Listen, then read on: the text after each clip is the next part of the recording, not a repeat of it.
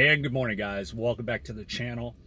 Today's topic, I want to talk about, do Spark customers ask too much of drivers? So, got a new subscriber yesterday, Count Basie. Count Basie came out and said, customers need to stop asking for elite services when they aren't tipping or have any regards concerning the driver's time, safety, or services provided. Nail on the head, I think. This is a really tough topic because there's times when you see people that are in need and you're like, okay, maybe I need to go the extra mile to help this person, right? Well, this article I read said Walmart is expanding its in-home delivery services to LA, Chicago, Dallas, and more cities in 2022. So, right now, Walmart, in those cities, Walmart offers a subscription on top of Walmart Plus, an additional $19.95 a month. You could have your groceries taken into your house and placed into your refrigerator or pantry. That is a lot to ask of a Spark driver. And I had another subscriber, Mike. Mike left a great comment yesterday, which I thought was right along this topic line as well. And he talks about it, says, I deliver to a lot of senior care centers and offer to bring the groceries to the kitchen counter for many of them that have wheelchairs or are walker bound. And he feels that that helps his customer service rating. So far, he's at 4.9. He said you don't want to jinx it, but that kind of shows you, going that extra mile does help. And I had previously called Walmart customer care, and this is what they said. Okay, so I have a friend of mine that is a Walmart Spark delivery driver, and yesterday he was doing a delivery and the customer had asked him to bring all the product into her house and put it in the pantry for her.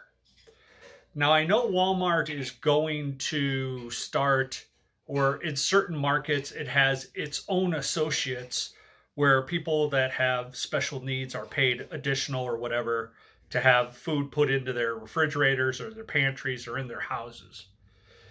But what is the expectations with Spark right now, just for Spark drivers that are doing deliveries, when a customer asks you to go and kind of do that extra mile that isn't normal for our market or us as drivers?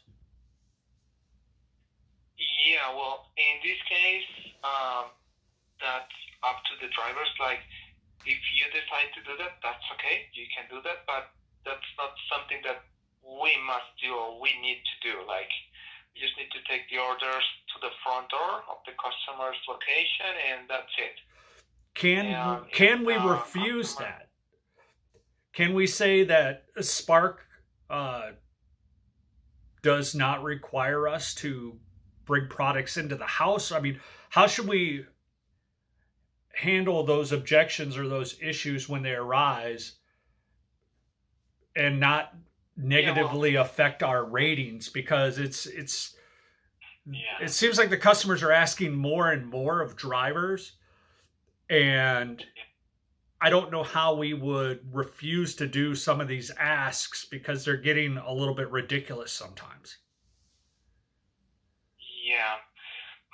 Well, sir, in that case, yes, you can tell them that you're only allowed to get the order to the front door, and that's it. That those are the regulations for Spark delivery, and that if they have any questions about it, they can call us directly. You can give them our phone number. And if they want, they can also check that information with the customer care department, that the drivers, they just need to take the orders to the front door, and that's it. Okay. And if the customer goes, well, the last driver did it for me, can they negatively affect our ratings as drivers for refusing to do that? Well, I mean, it wouldn't be fair, obviously, but unfortunately, like, they can always get the rating that they want, even if the delivery process was perfect. Like, the driver was very polite and all of that, but sometimes that they can get or they can give any rating that they want, even if it was a good service. Right. However, we could report those situations with some of the customers. I know that it doesn't happen pretty often, like it almost never happens. But just in case, you can report that situation with us so that we can escalate that with the Department of Trust and Safety. Okay. All right. So I guess maybe an option would be do what they ask as long as you feel safe, and then report it afterward if you felt unsafe doing it later or whatnot. Or uncomfortable, I guess, doing those type of deliveries.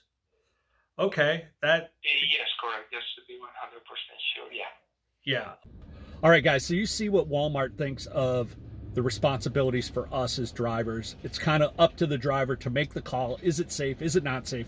Count Basie also, in her comment yesterday, made a great part of it. She actually started it off with it. It says, I'm certain that orders that tell you to leave inside the house or inside the garage or an enclosed porch is where I get my down marks.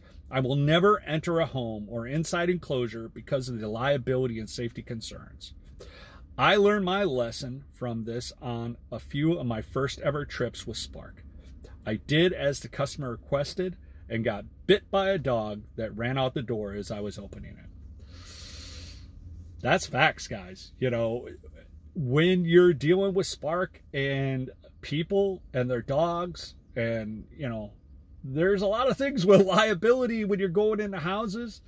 Another subscriber yesterday had made a comment that he feeds dogs treats when he goes, and that's great. My dog has allergies, which I just found out, but my dog has a very sensitive stomach, so I might not be down with somebody feeding my dog treats. But if you got a great dog, and you know that's might be a good leg up. You know, everybody does their own thing, and I'm not telling anybody that you have to do it like this or you have to do it like that. We're having a conversation and discussing ideas and thoughts and ways that we can improve our own driver abilities and share the highlights and the lowlights sometimes with each other. So on to the next topic, which I wanted to just brush up again from yesterday when we were talking about customer service rating. I completed 12 deliveries and my acceptance rate went up, but my customer service rate stayed exactly at 4.6. Wah, wah, wah. But that's the way it is. And the follow-up question I had yesterday, or comment, was from KW. And KW, I appreciate you being here, and I appreciate your comment because it fell right in line with the previous videos I shot, so I'm going to share this with everybody else.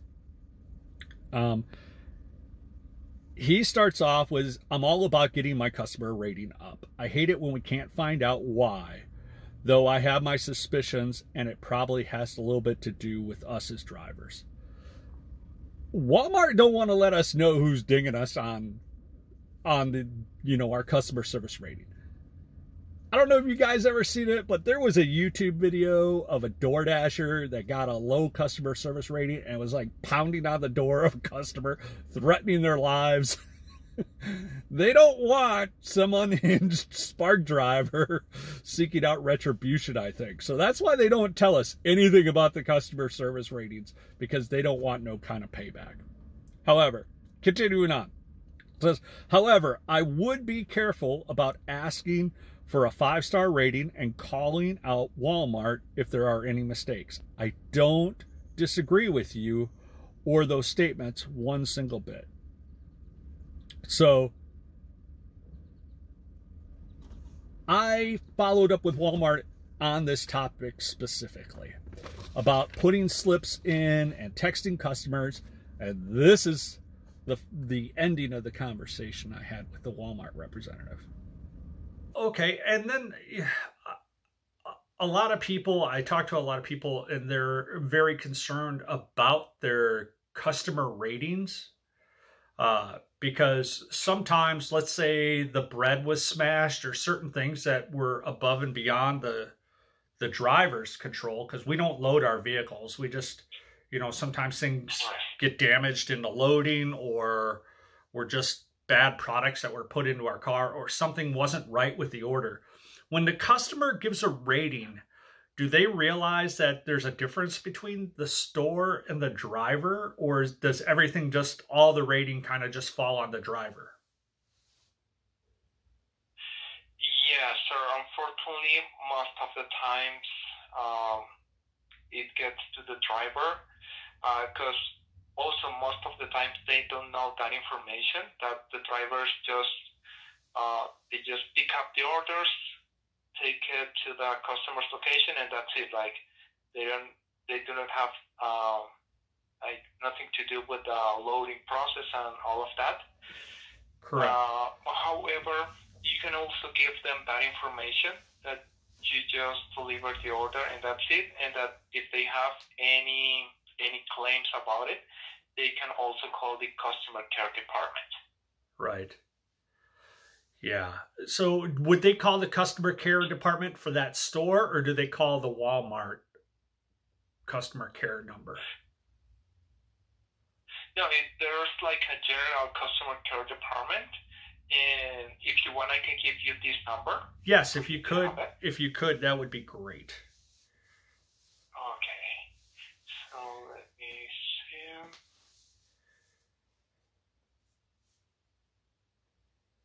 Okay. Yes, I have it. So it's 1800. So 966. Okay. 6546. 6546. Okay, I got it.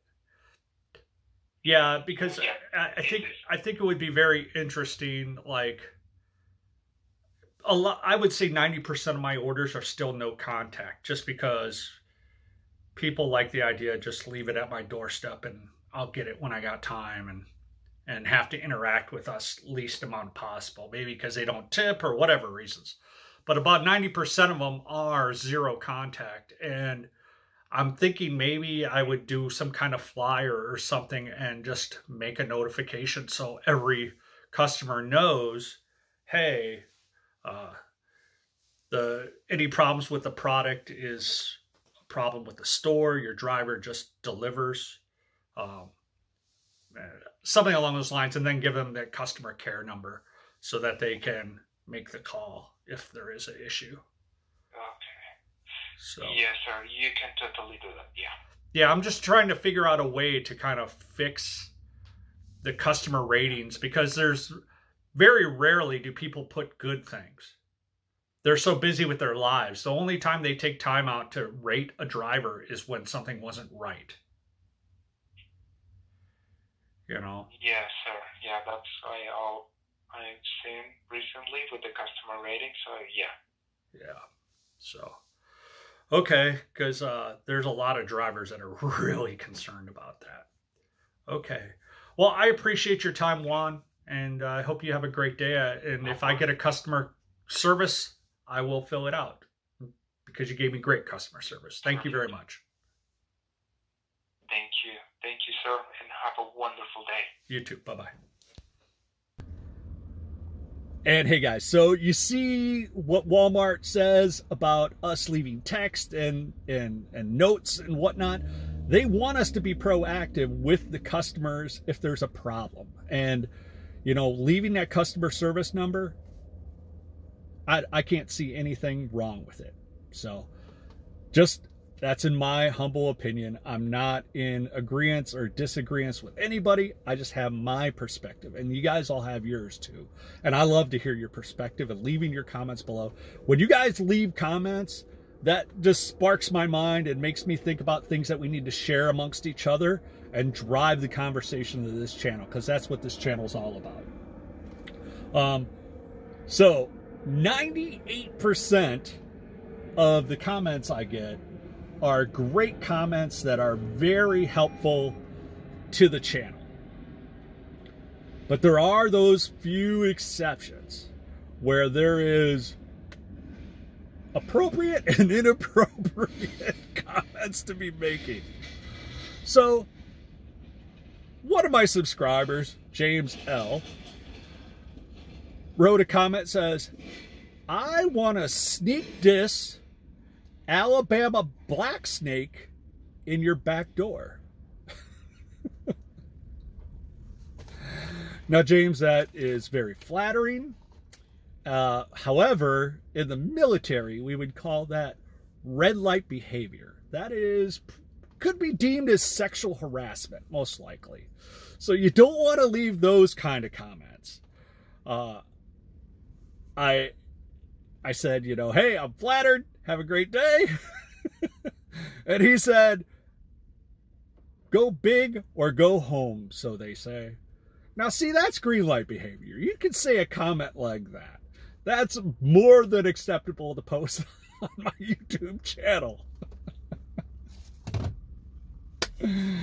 I do love your guys' comments. I have a sense of humor. I was in the Navy for 26 years.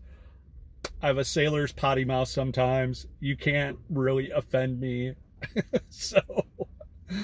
But do leave your comments. I love the conversation we're having here, guys. Make sure you guys like and subscribe to the channel. I like having you here. It helps the algorithm, helps me out, and we'll keep this train rolling. Have a great one, guys. We're out.